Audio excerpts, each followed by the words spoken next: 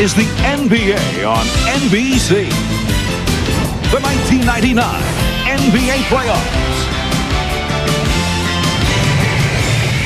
Today, it's the San Antonio Spurs versus the Los Angeles Lakers.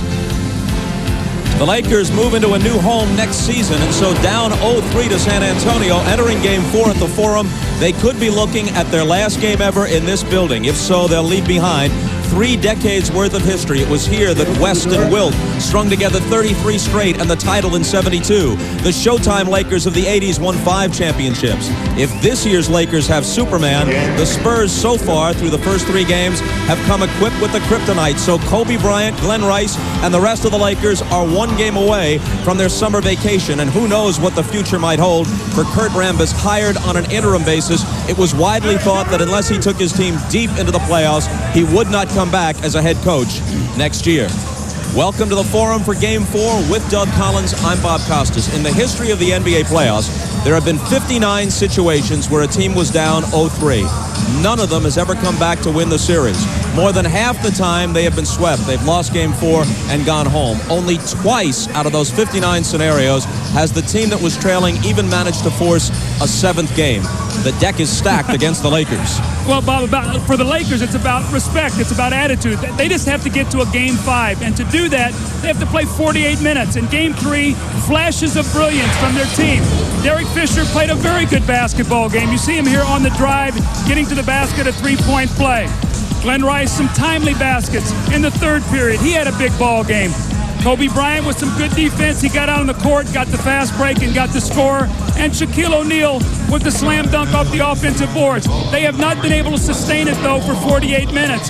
And we're talking about surges. You see what happened, a 22-4 surge late in the 1st, early in the 2nd. You see the Lakers played very well in 2nd, 3rd. But look how they finished out the game, 26-10. The Spurs have closed these games out. That has been the difference. A lot of talk here in L.A. about what the Lakers haven't done. But what about what the Spurs have done? The hottest team in the league since the season's first month, and Tim Duncan emerging, in the opinion of many, as the best all-round player in the league.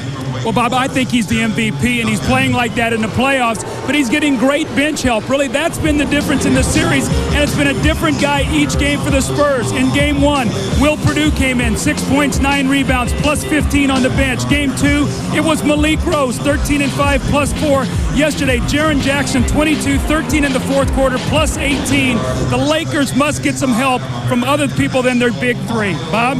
Of course, we have plenty of reserve strength. We're going to swing it over to Ahmad Rashad. Ahmad. Thank you, Bob. Now, I've been talking to Mario Elie before the game today, and he tells me today's game is one that his team has to forget about what's wrong with the Lakers. It's not about the Lakers. It's about the Spurs and their quest for a championship.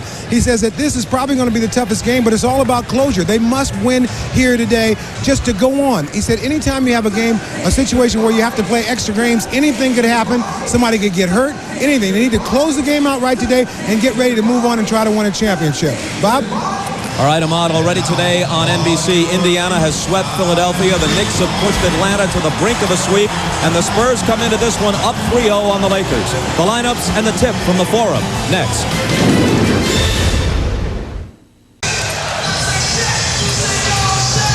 The lineups for Game 4.